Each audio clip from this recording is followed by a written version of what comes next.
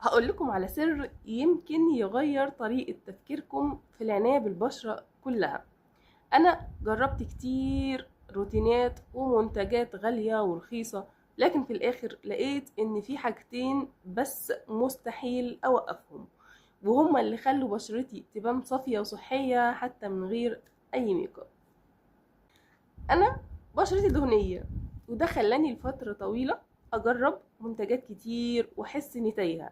ساعات بشتري سيرامات غالية وكريمات معقدة، وبعدين أكتشف إنه مفيش فرق. لكن بعد سنين من التجارب استوعبت حاجة مهمة جدا، وهي إن الروتين مش لازم يكون معقد. بالعكس، البساطة هي اللي فرقت معايا.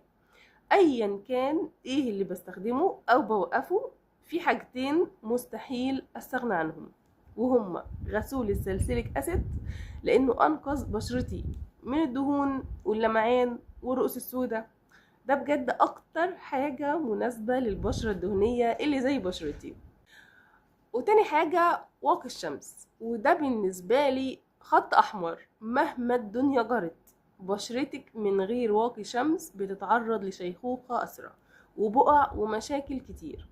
أنا النهاردة تقريبا ما بحطش ميك اب خالص، وبشرتي شكلها صحي ونضرة الحمد لله، وبفضل الروتين البسيط ده.